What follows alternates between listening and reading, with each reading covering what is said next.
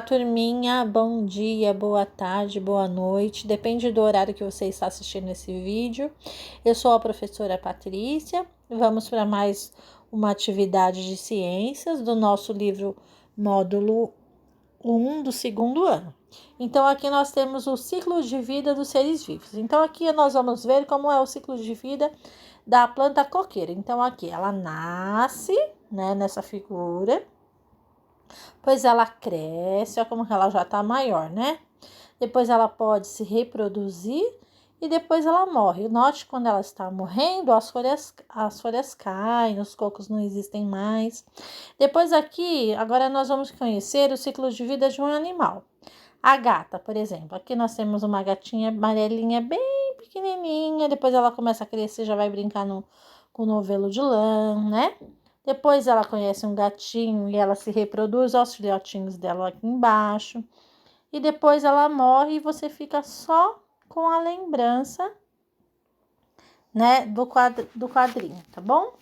Bom, aqui nós temos as relações dos seres vivos. Os seres vivos podem se relacionar com os componentes não vivos do ambiente ao seu redor. Essas relações podem ocorrer, por exemplo, para que o ser vivo obtenha água, alimento ou abrigo. Veja a seguir. Então, nós temos aqui o item A.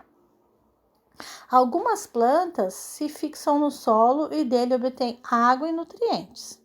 Então, aqui, ó, nós temos um solo, né, de terra e nós temos uma árvore. Depois, no item B, nós temos alguns animais constroem seu abrigo no solo.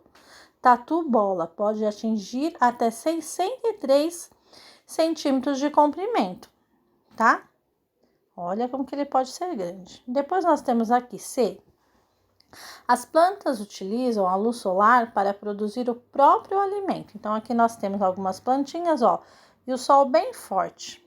As plantas recebendo luz solar. E no item D nós temos: os animais bebem água para saciar a sede. Onça pintada pode atingir até 1,8 metros de comprimento. Então, aqui nós temos a imagem de uma onça pintada bebendo água na beira de um rio. Então, agora, nós vamos fazer o quê? No exercício 3, ele pede o seguinte: identifique um componente não vivo e um componente vivo do ambiente em cada uma dessas situações. Então, você vai pegar o seu livrinho de ciências e o seu caderno de ciências e vai identificar, tá bom? Daí, ou você pode escrever no caderno ou você pode escrever no próprio livro, vivo e não vivo, combinado?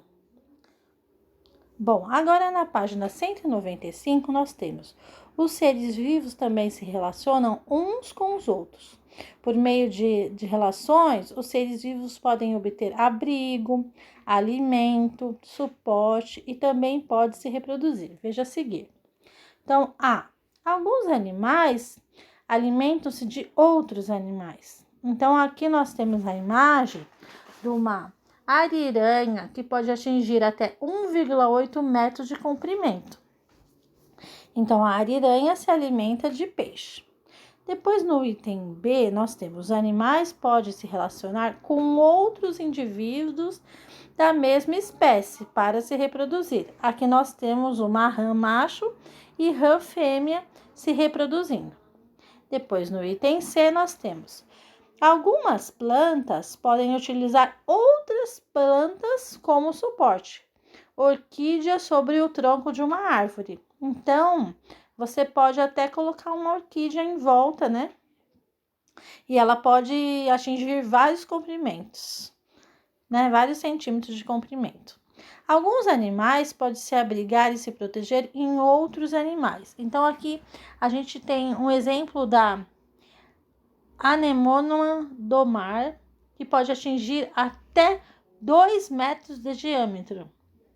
Anemona.